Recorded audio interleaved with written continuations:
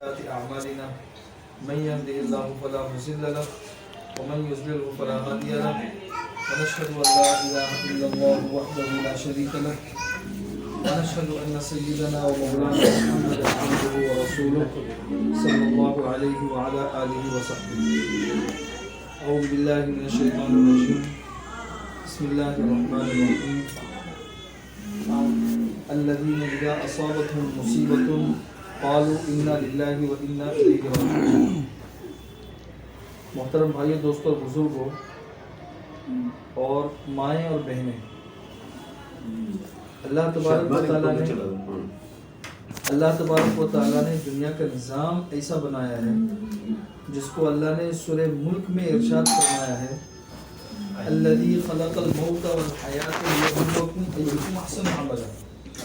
اللہ تبارک و تعالیٰ نے موت اور حیات کے نظام کو دنیا کے اندر قائم کر کے رکھا ہے صرف ہمارے ابتلاء اور امتحان اور آزمائش کے لیے۔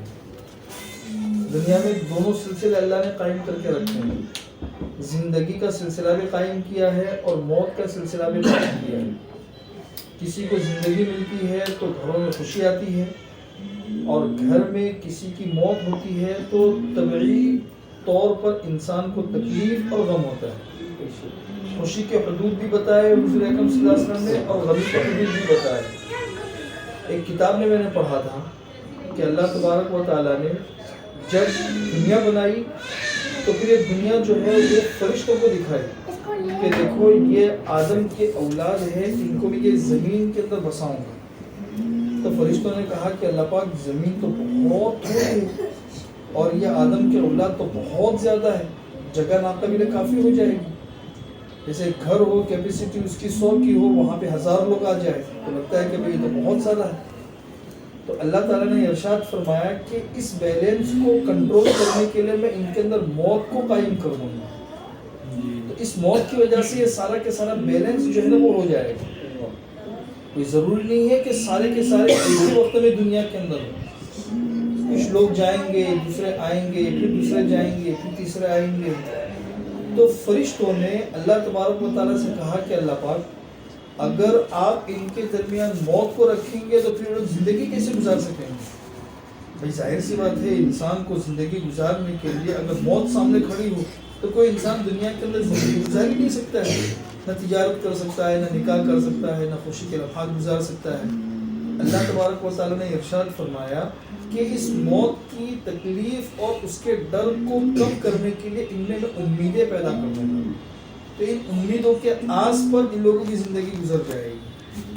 تو کہنے کا مقصد یہ ہے کہ اللہ تبارک و تعالیٰ نے زندگی اور موت ان دونوں سلسلوں کو قائم کیا ہے، لیکن اگر موت ہے تو پھر موت پر ہم کو کیا تعلیم دی گئی؟ اگر گھر میں کسی کا انتقال ہوتا ہے تو ہم کو تعلیم دی گئی ہے جو قرآن کریم کی اس آیت میں اللہ تبارک و تعالیٰ نے ارشاد فرمایا ہے، الذین اذا اصابتهم مصیبۃ قالوا انا للہ وانا الیہ راجعون۔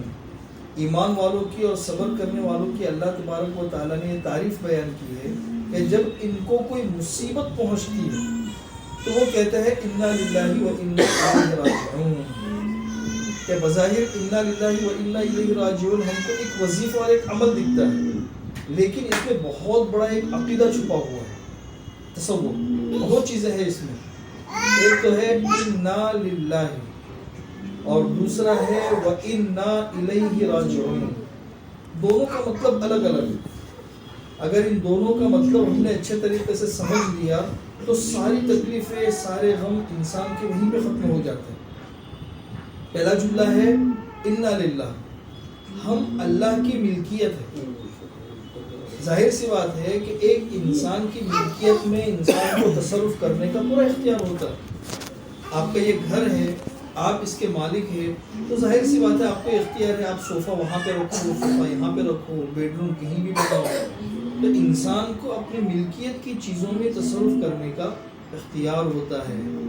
تو ہم نے پہلے جملے کے اندر کہا انا للہ، ہم سارے کے سارے ملک میں ہیں اللہ کی۔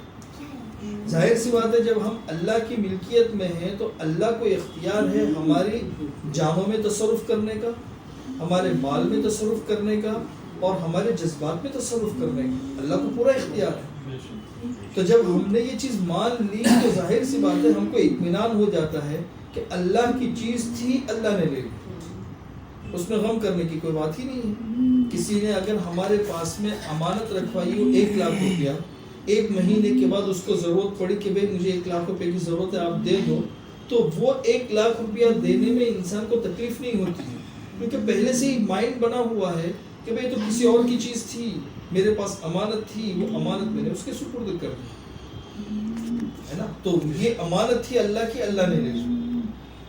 وَإِنَّا إِلَيْهِ رَاجِعُونَ، یہ دوسرا جملہ ہے کہ ہم اللہ ہی کی طرف لوٹ کر جانے والے ہیں، اللہ ہی کی طرف لوٹ کر جانے والے ہیں۔ اس کا مطلب یہ ہے کہ یہ جو مصیبت آئی ہے یہ بھی میری مصیبت نہیں ہے، یہ تر مصیبت ہے۔ اس مصیبت کے بعد بھی اللہ تبارک و تعالی ہم کو اجر اور ثواب دیں گے۔ اس پر ہم نے جو صبر کیا ہے نا، یہ صبر بھی ضائع نہیں جائے گا، اس صبر کے اوپر بھی اللہ تبارک و تعالی ہم کو ثواب دینے والے ہیں۔ کب؟ جب ہم ان کے پاس لوٹ کر جائیں گے حشر کے میدان میں۔ حضور اکرم صلی اللہ علیہ وسلم بیٹھے ہوئے تھے، چراغ بجھ گیا، چراغ کے بجھنے پر جو حضور اکرم صلی اللہ علیہ وسلم نے کہا انا للہ و انا الیہ راجعون، تو حضرت عائشہ رضی اللہ تعالیٰ نے کہا کہ حضرت چراغ کا بجھنا کوئی اتنی بڑی مصیبت تو نہیں ہے، انسان کا عام طور پر تصور ہوتا ہے بڑی مصیبت پر انسان انا للہ پڑھے۔ حضور اکرم صلی اللہ علیہ وسلم نے ارشاد فرمایا کسی ایمان والے کو اتنی تکلیف پہنچتی ہے، اتنی تکلیف چراغ کے بجھ جانے کے اوپر، اس پر بھی اللہ تبارک و تعالیٰ اس کو ثواب دیتے ہیں۔ یہ بھی ایک مصیبت ہے، یہ بھی ایک مصیبت ہے۔ ہاں، اسی وجہ سے مجھے بات یاد آتی ہے، ہمارے مفتی سعید صاحب پالنپوری رحمۃ اللہ علیہ، اللہ ان کے قبروں کو نور سے نور فرمائے، بڑی عجیب عجیب باتیں کہا کرتے تھے۔ تو وہ ایک بات کہتے تھے، 2-3 مرتبہ ہم نے سنی درس میں، وہ کہتے تھے کہ 2 موقع ایسے ہیں کہ جس میں لوگوں کو بہت غم ہوتا ہے لیکن مجھے ذرا بھی غم نہیں ہوتا۔ وہ حضرت کا ایک خاص انداز ہوتا تھا کہ مجھے ذرا غم نہیں ہوتا۔ پھر وہ کہتے تھے پہلا موقع تو وہ ہوتا ہے جب ایک طالب علم فارغ ہو کر مدرسے سے نکلتا ہے تو اساتذہ کو تکلیف ہوتی ہے کہ بھائی ہمارا بچہ ہمارے پاس پڑھتا تھا، وہ اب ہم سے جدا ہو رہا، لیکن مجھے تکلیف نہیں ہوتی۔ کیوں؟ اس لیے کہ بھئی ہم نے جو پڑھایا ہے اسی علم کو وہ پھیلانے کے لیے جا رہا ہے، بھئی ہمارا ہی نام روشن کرے گا، ہمارا ہی علم آگے بڑھائے گا، اس میں غم کی بات کہاں ہے؟ اس میں تو خوشی کی بات ہے۔ دوسری بات وہ یہ کہتے تھے کہ جب گھر میں کسی قریبی عزیز کا انتقال ہوتا ہے لوگوں کو بڑا غم ہوتا ہے، لیکن مجھے نہیں ہوتا۔ کیوں نہیں ہوتا؟ اس کی وجہ بتاتے تھے حضرت۔ اس کی وجہ یہ بتاتے تھے کہ جیسے دیوبند سے دہلی مجھے جانا ہے اور میری فیملی کو بھی جانا ہے، میں نے اپنی فیملی کو صبح کی گاڑی سے روانہ کیا اور مجھے رات کی گاڑی سے جانا ہے، تو صبح جب میں اپنی فیملی کو روانہ کروں گا تو مجھے تکلیف نہیں ہوگی، کیونکہ صبح وہ گئے ہیں، شام کو مجھے جانا ہے، جا کے تو وہاں مل ہی جائیں گے، جا کے تو وہاں مل ہی جائیں گے۔ تو یہی عقیدہ ہے انا للہ و انا الیہ راجعون۔ بھائی آج وہ، کل ہماری باری ہے، صبح کی ٹرین سے وہ چلے گئے، شام کی ٹرین سے ہم کو جانا ہے، اور ملنا وہاں پہ سب کو ہے، ملنا وہاں پہ سب کو ہے۔ اس لیے اس عقیدے کو، اس جملے کو اگر اس تصور کے ساتھ میں اور اس کے تمام مفہوم کو سامنے رکھتے ہوئے اگر ہم پڑھیں گے تو ہم کو سمجھ میں آئے گا کہ اس کے اندر کتنی گہرائی ہے، کتنی گہرائی۔ حضرت عبداللہ ابن عباس رضی اللہ تعالیٰ عنہ یہ حضور اکرم صلی اللہ علیہ وسلم کے چچا زاد بھائی تھے، اور ان کے والد تھے حضرت عباس رضی اللہ تعالیٰ عنہ، یہ حضور اکرم صلی اللہ علیہ وسلم کے چچا ہیں اور عبداللہ کے والد ہیں۔ جب حضرت عباس رضی اللہ تعالیٰ عنہ کا انتقال ہوا تو حضرت عبداللہ ابن عباس کہتے ہیں کہ ہر ایک نے آ کے اپنے اپنے اعتبار سے تسلی کے الفاظ کہے، جیسے ہوتا ہے تعزیت مصنون بھی ہے، اس سنت پر عمل بھی کرنا چاہیے، تو ہر ایک نے آ کے اپنے اپنے حساب سے تعزیت کے الفاظ کہے، لیکن مجھے ان تمام تعزیت کے الفاظ میں ایک دیہاتی نے آ کے جو 2 اشعار پڑھے اور اس میں جو اس نے تعزیت کی بات کہی، اس سے جو مجھے تسلی ہوئی ویسی تسلی کسی کے الفاظ سے نہیں ہوئی، اور وہ بہت مشہور ہے۔ اس دیہاتی نے آ کے صرف 2 اشعار پڑھے، سب کے ساتھ اس میں پہلا تو اس نے یہ پڑھا اصبر نکن بک صابرا فانما صبر الرعیتی بعد صبر الرأس، کہ آپ صبر کرو، آپ کے صبر سے ہم کو بھی صبر ہو جائے گا، اس لیے کہ بادشاہ کے صبر سے رعایا کو بھی صبر ہو جاتی ہے۔ بھئی بادشاہ ہو، اگر اس پر کوئی تکلیف آئے، وہ اگر صبر کرے گا تو پبلک کو بھی صبر ہو جائے گی، بادشاہ بے صبری کرے گا تو پبلک کو بھی بے صبری ہوتی ہے۔ تو آپ بادشاہ ہو، آپ کے صبر سے ہم کو صبر ہو جائے گا۔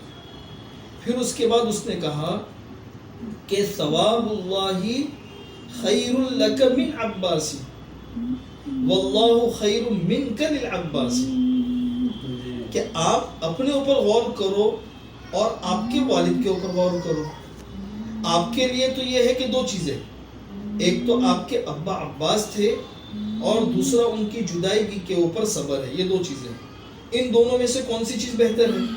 بھئی عباس کے مقابلے میں تو اللہ نے ان کی تکلیف کے اوپر آپ کو جو صبر دیا، وہ صبر پر جو ثواب ملنے والا ہے وہ ثواب بہت زیادہ بہتر ہے۔ تو آپ کو تو اللہ تبارک و تعالیٰ نے عباس سے اچھی چیز دے دی کہ ان کی جدائیگی کے اوپر آپ نے صبر کیا، اس صبر پر اللہ نے آپ کو ثواب دے دیا۔ اب حضرت جو تمہارے ابا گئے ہیں ان کے اوپر آپ غور کرو تو اللہ تبارک و تعالیٰ نے تم سے اچھی چیز تمہارے ابا کو دے دی کہ وہ اللہ کے پاس چلے گئے۔ بھائی ظاہر سی بات ہے تم سے تو اچھا ہی ہے اللہ تبارک و تعالیٰ، تم سے اچھی جگہ پر چلے گئے۔ تو حضرت عبداللہ ابن عباس کہتے ہیں کہ اس کے ان دو اشعار سے مجھے اتنی تسلی ہوئی کہ شاید ایسی تسلی کسی کے الفاظ سے نہیں ہوئی ہو۔ تو یہ سلسلہ تو اللہ تبارک و تعالیٰ نے قائم کر کے رکھا ہے، بس یہ ہے کہ اس موقع کے اوپر ہم صبر کریں۔ کرنے کی چیز کیا ہے؟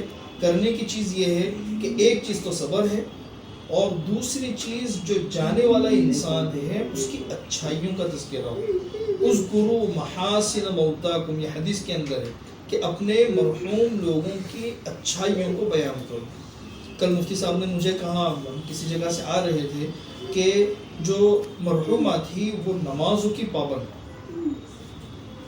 ہمیشہ باوضو رہنے والی، اور پردے کا ایسا اہتمام کہ گھر کے اندر رہتے ہوئے بھی مکمل پردے کی حیت، کہ سر سے برقع نہیں ہٹتا تھا، سر سے پردہ نہیں ہٹتا تھا۔ تو مجھے اسی وقت میں قصہ یاد آیا، جب مفتی صاحب نے فون کر کے یہ بات کہی تو مجھے قصہ یاد آیا کہ سلطان شمس الدین التمش رحمۃ اللہ علیہ بہت بڑے ہندوستان کے بادشاہ گزرے، اور ان کے زمانے میں ایک بزرگ تھے قطب الدین بختیار کاکی رحمۃ اللہ علیہ، آپ نے نام سنا ہوگا۔ یہ اپنے وقت کے بہت بڑے بزرگ، جیسے اس وقت کے بہت بڑے بزرگ اگر آپ لے لو، پیر ذوالفقار ہو یا مولانا طارق جمیل ہو، یا ایسے کوئی بھی عالمی آپ شخصیت لے لو تو عالمی شخصیت تھی قطب الدین بختیار کاکی رحمۃ اللہ علیہ، یہ بزرگ ہے۔ اور سلطان شمس الدین التمش رحمۃ اللہ علیہ یہ اس وقت کے بادشاہ ہیں۔ تو جب قطب الدین بختیار کاکی رحمۃ اللہ علیہ کے انتقال ہونے لگا تو انہوں نے اپنے انتقال کے وقت میں وصیت کی کہ میرا انتقال ہو رہا ہے، تو ایک وصیت انہوں نے لکھا۔ بہرحال ان کا انتقال ہو گیا، جنازہ رکھ دیا گیا اور بھیڑ جمع ہے۔ اب یہ ہے کہ دیکھو نماز جنازہ کون پڑھاتا ہے، تو ان کا جو وصی تھا اس نے سب کے سامنے آ کے وصیت پڑھی۔ وصیت میں لکھا ہوا تھا کہ میری نماز جنازہ پڑھے وہ انسان جس کے اندر 4 خوبیاں ہیں، اس میں سے ایک خوبی تو یہ ہو کہ اس نے بغیر وضو کے کبھی آسمان بھی نہ دیکھا۔ کہنے کا مقصد یہ ہے کہ وہ ہمیشہ باوضو رہتا ہو، سیدھی بات ہے۔ دوسرا کہ اس نے کبھی غیر محرم کے اوپر نظر نہ ڈالی ہو، اور تیسرا یہ کہ وہ سنتوں کا اتنا پابند ہو کہ عصر کی سنتیں بھی اس کی نہ چھوٹی ہو۔ ظاہر سی بات ہے عصر مشغولیت کا وقت ہوتا ہے، وہ سنتیں نہیں چھوٹی تو باقی سنتیں اس کی کہاں سے چھوٹی ہوں گی۔ اور چوتھا کہ اس نے زندگی میں کبھی تہجد کی نماز فوت نہیں کی۔ یہ 4 چیزیں جس کے اندر ہو، وہ آئے اور وہ آ کے نماز جنازہ پڑھا، اور پورے مجمع کو جیسے سانپ نے سونگھ لیا۔ اب ہر ایک دوسرے کو دیکھ رہا ہے، اب ان صفات کا مالک کون ملے گا؟ تھوڑی دیر کے بعد اس وقت کا جو بادشاہ تھا سلطان شمس الدین التمش رحمۃ اللہ علیہ، تو وہ مجمع کو چیرتے ہوئے آگے بڑھے اور یہ کہا کہ آج انہوں نے میرا راز فاش کر دیا، آج انہوں نے میرا راز فاش کر دیا۔ بولے الحمدللہ یہ 4 صفات میرے اندر موجود ہے۔ پھر انہوں نے نماز جنازہ پڑھا، اس وقت کے بادشاہ ہو کر ان کے اندر یہ صفات تھی. وہ تو ظاہر سی بات ہے یہ جو مرحومہ گزری ہے تو چاروں چیزیں ان کے اندر موجود ہے. تہجد کی پابندی ہے, پردے کی پابندی ہے, اور پردے کی اتنی پابندی کسی غیر محرم پر نظر نہیں ڈالی ہے, اور سنتوں کا اہتمام. انہوں نے جیسے بتایا مفتی صاحب نے کہ نفل نمازیں نہیں چھوٹتی تھی, سنتیں نہیں چھوٹتی تھی, تو فرائض کہاں سے چھوٹتی ہوں گے, ہے نا بھائی. اس لیے ہم اللہ تبارک و تعالیٰ کی ذات سے گمان کرتے ہیں, ہمیں حسن ظن ہے کہ اللہ تبارک و تعالیٰ نے ان کو اعلیٰ علیین کے اندر شامل فرما دیا. اس لیے امید رکھے اللہ تبارک و تعالیٰ کی ذات سے. اور تیسری اور آخری بات ہمارے کرنے کا جو کام ہے کہ اب ان کو پیسوں کی ضرورت نہیں ہے, اب ان کو گھروں کی ضرورت نہیں ہے, اب ان کو کپڑوں کی ضرورت نہیں ہے, اب ان کو نیکیوں کی ضرورت ہے. اب انسان جس جگہ پہ چلا گیا ہے اس کو نیکیوں کی ضرورت ہے, جس کو ہم ایصال ثواب کہتے ہیں. ایصال ثواب جتنا ہم ان کے لیے کر سکتے ہیں, ان کی درجات کی بلندی کے لیے جو دعا کر سکتے ہیں وہ ہم کرتے رہیں. یہ اس وقت میں ان کے ساتھ میں حسن سلوک ہے. احادیث کے اندر آتا ہے کہ انسان کا جب انتقال ہو جائے تو ایک تو والدین کے ساتھ زندگی کا حسن سلوک الگ ہے, موت کے بعد کا حسن سلوک الگ ہے. موت کے بعد کا حسن سلوک یہ ہے کہ ان کے قبر کی زیارت کرتا رہے, ان کے لیے ایصال ثواب کرتا رہے, اور ماں باپ کے ملنے جلنے والوں کے ساتھ حسن سلوک کرتا رہے. یہ ماں باپ کے انتقال کے بعد اس نے ان کے حسن سلوک کی ایک شکل ہے. ایک صاحب کشف بزرگ تھے, وہ کسی قبر کے پاس سے جا رہے تھے تو اس قبر میں دیکھا کہ وہ قبر والا جو ہے وہ قرآن کریم پڑھ رہا ہے. تو وہ جو صاحب کشف بزرگ تھے, اللہ تبارک و تعالیٰ نے ان کو وہ کیفیت دی تھی, تو انہوں نے مراقبہ کیا اور مراقبے میں اس سے بات کی.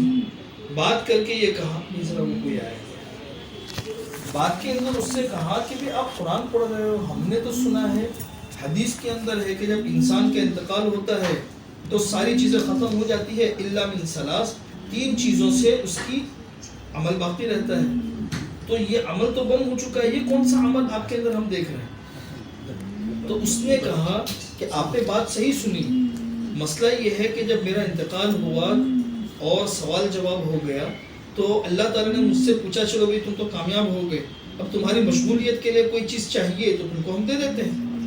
تو مجھے قرآن سے محبت تھی, میں نے کہا کہ بھائی قرآن پڑھنے کی اللہ تعالیٰ مجھے اجازت دے دو, اس لیے مشغولیت کے طور پر اللہ تعالیٰ نے مجھے اس کی اجازت دی ہے.